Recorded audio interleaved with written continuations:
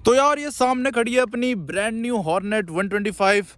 और यार जब से मैंने ये बाइक खरीदी है तब से बहुत सारे भाइयों का एक ही क्वेश्चन आता रहता है कि हमें 125 सीसी में कौन सी बाइक खरीदनी चाहिए, टीवीएस रेडर खरीदनी चाहिए या फिर ये हॉर्नेट 125 खरीदनी चाहिए, एक्सट्रीम खरीदनी चाहिए, एक्सट्रीम जो 125 आर आती है, या फिर उसके अलावा NS 125 खरीदनी चाहिए।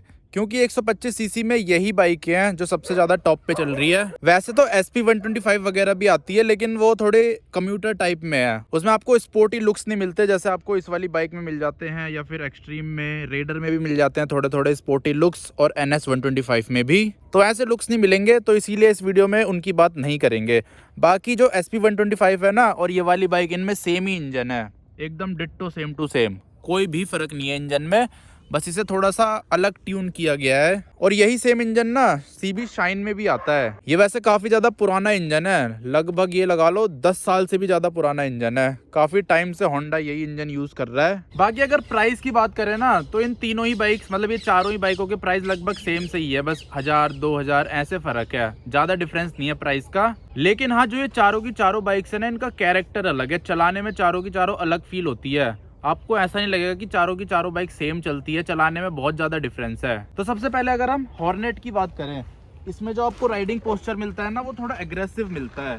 इसमें आप थोड़ा झुक के बैठते हो। अब जैसे एक्सट्रीम है, उसका राइडिंग पोस्चर ना ऐसे है, थोड़ा अपराइट है, थोड़ा नहीं बहुत ज़्यादा ही अपराइट है, एकदम अपराइट राइडिंग पोस्चर है उसका। तो उसमें स्पोर्ट्स बाइक वाली इतनी फील नहीं आती।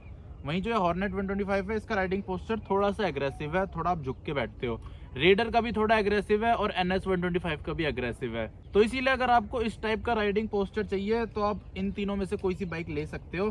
लेकिन जो TVS रेडर है ना वो देखने में थोड़ी छोटी छोटी सी लगती है इनके कंपैरिजन। वहीं जो ये बाइकें हैं जैसे एक्सट्रीम 125R हो गई, ये हॉर्नेट 125 हो गई, ये लगती नहीं है कहीं से देखने में 125 सीसी की बाइक है। वैसे लोगों को अब तो एक्सट्रीम के बारे में पता चल गया है कि वो 125 सीसी की बाइक है, क्योंकि रोड पे बहुत ज्यादा कॉमन हो चुकी है। हर दूसरे इंसान पे आपको एक्सट्रीम 125R दिखती है। लेकिन जो ये अपनी हॉर्नेट है, इसके बारे में लोगों को ना अभी इतना पता नहीं है, तो लोगों को पता नहीं चल पाता कि ये बाइक कितने सीसी की है। तो जब भी लोग मेरे से पूछते हैं ना रोक के, तो सबसे पहले यही पूछते हैं कि ये बाइक कितने सीसी की है, कितने रुपए में आपने खरीदी, और उसके अलावा एक और चीज जो मेन पूछते हैं कि इसकी माइलेज कितनी है। फिर जब मैं बताता हूँ तब उन्हें पता चलता है कि 125 सीसी की बाइक है। अभी ये इतनी ज्यादा दिखती नहीं है रोड पे, हो सकता है आने वाले टाइम पे दिख जाए या फिर हो सकता है ना भी दिखे। बाकी अगर मैं आपको इसका डैशबोर्ड दिखाऊं, वैसे तो आपने देख ही लिया होगा, लेकिन जो नए लोग हैं उनके लिए एक बार दिखा देता हूँ। कुछ इस तरह का डैशबोर्ड दिखता है, और मेरे हिसाब से 125 सीसी में सबसे ज्यादा खूबसूरत दिखने वाला डैशबोर्ड है ये। ऊपर से ऐसे कलर आपको 125 छोड़ो 150 सीसी 200 सीसी में भी नहीं मिलेंगे।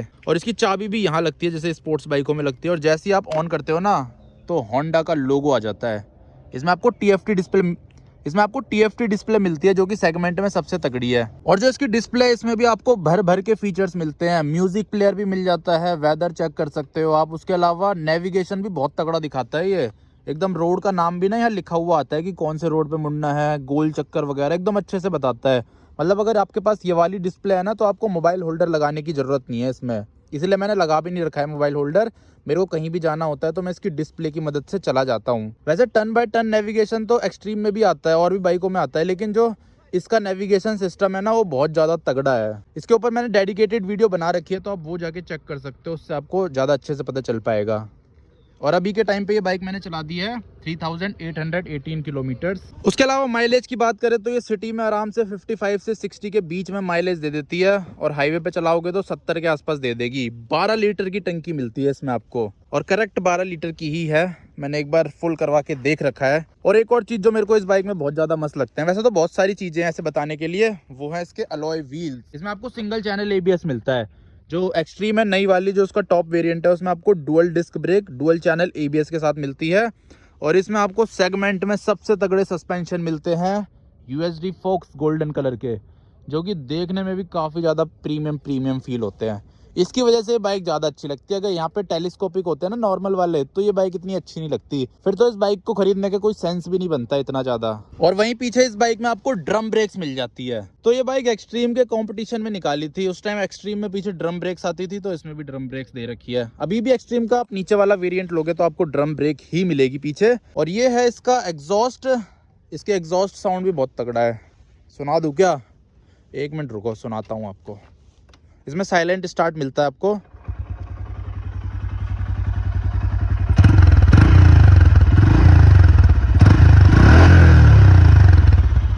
साइलेंट स्टार्ट होंडा वाले अपनी बहुत सारी बाइकों में भी देते हैं, स्कूटी में भी देते हैं। और ये वाली डिस्प्ले भी आपको SP 125 में भी मिल जाती है, CBR वगैरह में भी मिल जाती है, जो इनकी महंगी महंगी बाइकें हैं। एक्टिवा में भी मिल जाती है। तो डिस्प्ले काफ़ी ज़्यादा अच्छी है, कोई प्रॉब्लम नहीं होने वाली लैग वैग की। बाहर के ब्रांड होते हैं ना, ये अपना प्रोडक्ट तभी लॉन्च करते हैं जब एकदम फिनिश प्रोडक्ट हो जाता है, उसमें कुछ भी दिक्कत नहीं होती। लेकिन जो इंडियन ब्रांड्स है ना, ये ऐसी प्रोडक्ट लॉन्च कर देते हैं, फिर जो R&D वगैरह है ना, वो नॉर्मल लोगों से ही करवाते हैं। फिर लोग खरीद के बताते हैं कि इसमें ये दिक्कत आ रही है, फिर वो सॉल्व करते हैं। जैसे एक्सट्रीम जब लॉन्च हुई थी तब उसमें इतनी दिक्कतें थी। फिर अब OBD2 जो आई है ना, वो थोड़ी ठीक है फिर भी, लेकिन जो पहले वाली थी उसमें तो और ज़्यादा दिक्कतें थी। वैसे तो OBD2 में भी दिक्कतें हैं, जैसे वो ट्रैफिक में बंद हो जाती है, सस्पेंशन लीक हो जाते हैं, लेकिन OBD1 वाली में और ज़्यादा दिक्कतें थी। पर यार ऐसा बिल्कुल भी नहीं है कि ये बाइक अगर मेरे लिए अच्छी है तो आपके लिए भी अच्छी होगी, क्योंकि हर इंसान के लिए अलग बाइकें होती है। जैसे सबकी शकल सबको पसंद नहीं आ सकती, ऐसे बाइकों में भी है। एक बाइक सबको पसंद नहीं आ सकती, किसी को रेडर पसंद आ सकती है, किसी को एक्सट्रीम, किसी को हॉर्नेट 125 और किसी को NS 125। तो सबसे पहले तो अपने जो घर के आसपास के शोरूम है उनमें जाके आप टेस्ट राइड लेके देखो कि आपको कौन सी बाइक ज़्यादा मज़ा आ रहा है चलाने में, किसका राइडिंग पोस्चर ज़्यादा बढ़िया लग रहा है, कौन सी ज़्यादा कंफर्टेबल लग रही है अपने यूज़ के हिसाब से। तो उससे आपको ज़्यादा अच्छे से पता चल पाएगा कि आपके लिए कौन सी बाइक ज़्यादा बढ़िया है। और हाँ, एक और चीज़ है, हाइट वेट का भी फ़र्क पड़ता है। अब जैसे एक्सट्रीम है ना, वो मेरे ऊपर थोड़ी छोटी लगती है, लेकिन ये वाली बाइक ठीक लगती है, हॉर्नेट 125। एक्सट्रीम की जो सीट हाइट है वो भी छोटी है, लेकिन एक्सट्रीम की ग्राउंड क्लियरेंस ज़्यादा है। इसकी सीट हाइट सेगमेंट में सबसे ज़्यादा है, पर ये तो पता नहीं कितने mm की है, लेकिन सबसे ज़्यादा आपको सीट हाइट इसी बाइक में मिलती है, हॉर्नेट 125 में। इसीलिए अगर आपकी हाइट कम है ना, तो आपको दिक्कत हो सकती है इस बाइक को चलाने में। अब जैसे मेरी हाइट 5'7" है, तो मेरे इतने पैर पहुँचते हैं, वो भी जब मैं एकदम आगे बैठता हूँ। लेकिन स्पोर्ट्स बाइकों में थोड़ा पीछे होके बैठते हैं, और अगर मैं पीछे होके बैठूंगा ना, तो मेरे ढंग से पैर नहीं पहुंच पाएंगे इस बाइक में। ये देख लो, कुछ इस तरह पहुंचेंगे।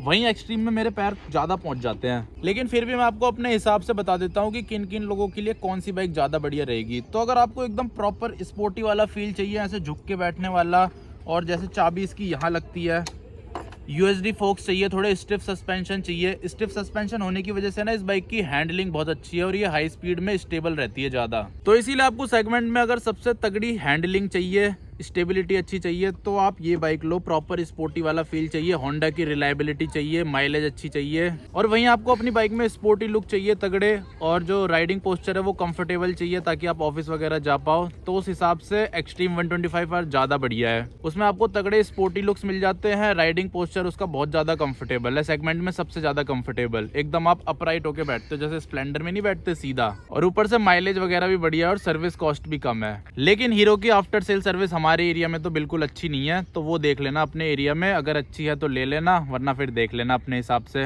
और अगर हम TVS रेडर की बात करें, तो अगर आपको एक ऐसी बाइक चाहिए जो प्रैक्टिकल हो, बहुत ज़्यादा हर चीज़ में काम आ जाए, जिसकी सीट्स बहुत ज़्यादा कंफर्टेबल हो, तो उन लोगों के लिए TVS रेडर ज़्यादा बढ़िया है, क्योंकि वो छोटी बाइक है, उसकी सीट भी कंफर्टेबल है, उसमें आप सारे काम कर सकते हो, फैमिली को इधर उधर लेके जा सकते हो।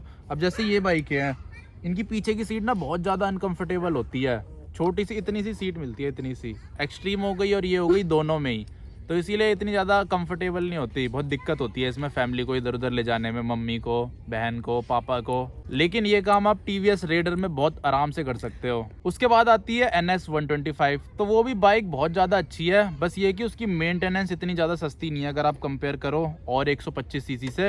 वैसे मेंटेनेंस TVS रेडर की भी इतनी कम नहीं है, लेकिन NS 125 की और ज़्यादा मेंटेनेंस है और उसकी माइलेज भी इतनी ज़्यादा नहीं है। जैसे ये बाइक है आपको दे देती है 60-70 का माइलेज, ऐसे NS 125 नहीं दे पाएगी आपको। और ये बाइक सर्विस हो जाती है 400-500 रुपये में, और NS 125 इतने में नहीं होगी सर्विस, वो मिनिमम 700-800 में तो होगी, नहीं तो ऊपर ही जाएगी वो 1100-1200, नीचे नहीं आएगी। तो बस यार यही डिफरेंस है इन चारों की चारों बाइकों में, NS 125, रेडर, एक्सट्रीम और हॉर्नेट में। तो अब आप देख लेना आपको कौन सी चीज की ज्यादा रिक्वायरमेंट है, तो उस हिसाब से बाइक लेना। वैसे इन चारों में से मैंने दो बाइक बहुत चला रखी है, एक्सट्रीम 125 और ये हॉर्नेट 125। एक्सट्रीम मेरे भैया के पास है और ये मेरे पास है। एक्सट्रीम हमने 1 महीने पहले ली थी, ये 1 महीने बाद ली थी, तो दोनों बाइकें मैंने बहुत चला रखी है, तो इन दोनों के बारे में तो मेरे को सारी चीजें पता है।